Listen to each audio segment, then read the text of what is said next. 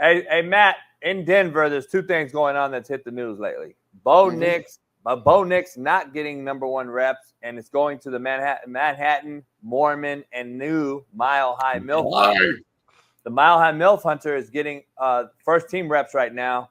There's rumors out there that Sean Payton grabbed Bo Nix to actually get under the skin, but depended on Zach being the starter. Now, there's rumors out there that that's happening. That's not okay, so can the Mile High Milf Hunter start?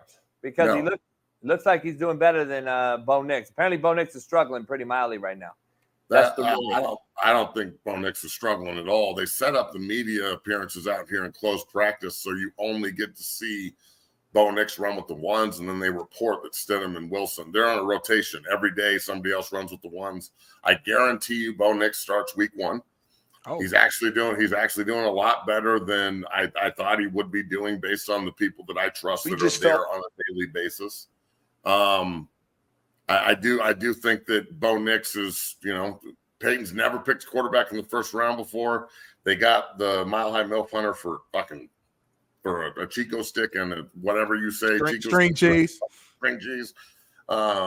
But no, I don't think Wilson starts at all. He's there for a year, maybe. He's an insurance policy. Stidham's the backup, and Bo Nix will be your starter week 1. He struggles like rookies struggle, but Wilson is also being referred to as a rookie out here. So, I mean, even Coach Payton has come out and said like he's been so bad and had such awful, tutelage in New York that we're almost treating him like he's a rookie too because we have to reteach him everything. So.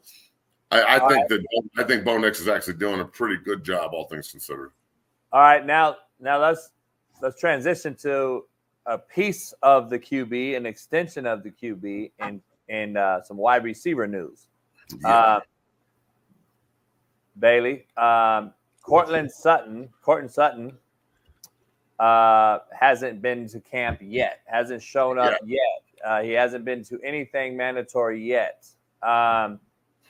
Where are you at with this? What are you hearing with this? And again, Russell Wilson, even though he was top 10 in a lot of statistical categories last year, we can argue never had Patrick 2 years in a row. He lost Patrick in camp, which I thought, even though we don't want to say he's a 1 and all that, it doesn't matter. People don't realize he's a big body receiver that would have helped other receivers. And people don't. Yeah, people don't understand how football works. So by losing a guy doesn't make it better when you have. It hurt the entire room bad. Yeah, 2 years in a row. 2 years in a row. Yeah. This guy's uber talented, but we can argue with some other things that he's done. But where are you at with him? What's going on there? Coach Mike Sanford's going to be on my show today at 1. He's going to be live down at the lab at 6:00. We had to push it back from the other day, so he's at camp every day. So I'm going to ask him about this big time because he has a strong opinion on the quarterbacks as well. But Sutton had 10 touchdowns last year, but only like 71 catches. So that you would hope to add another 30 on there, and then maybe you've got another 4 or 5 touchdowns as well. He wants more money. He's playing hardball to get a new contract.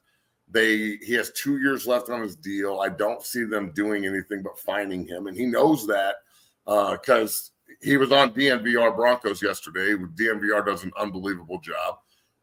Ryan and Jake and those guys. Yeah, I know I roasted them once, but I've been friends with them for 20 years. It's okay. We're all still friends.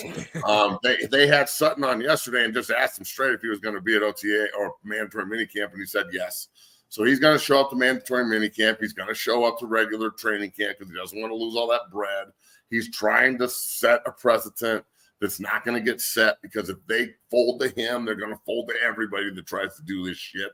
So Garrett Bowles is a guy who's also, in need of a new contract. If he makes the team, which is starting left tackle, obviously, his money is guaranteed, and he's still there. So that's the comparison getting thrown around in Denver right now. I don't know if it's really a fair comparison necessarily, but again, that's what they're using. That's the narrative. So look, Courtland is a good player, but the Broncos have to look at it like, okay, you may win 5 games. They're over under, I think it's 6.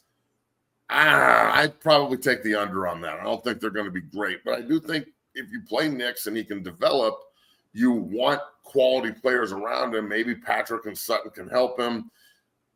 But are they going to be your guys in the future? So maybe it might be time to, like, in the middle of training camp, trade Sutton for some picks or a veteran or something, and let Marvin Mims go and be your number one. Because Mims, from what I've heard and what I've seen just on video with guys like sneaking them, Mims is really tearing it up out there at OTAs, and he looks really good. So I'm interested to see what the mandatory minicamp brings.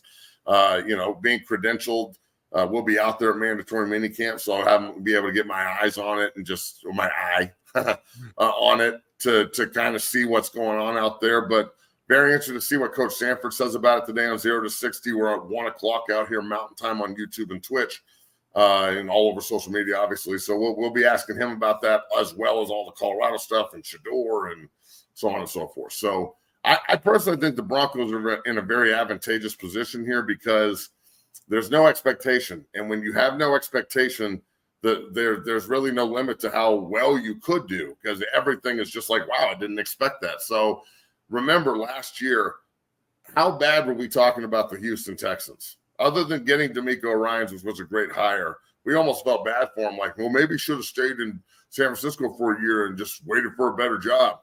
And they just picked the right quarterback and unleashed him. And now they're re-signing everybody and trading for Diggs, and people are getting paid. And Stroud is a top 5 quarterback. I have to believe, like, he's top 5 in my book right now. I don't know what that order is, but he's probably in there. So why can't the Broncos go out and replicate that? I'm sure that's the narrative being pushed in the room. So we can sit here and say they're going to be shitty all we want, but that's why they play the games, as the great Chris Berman used to say.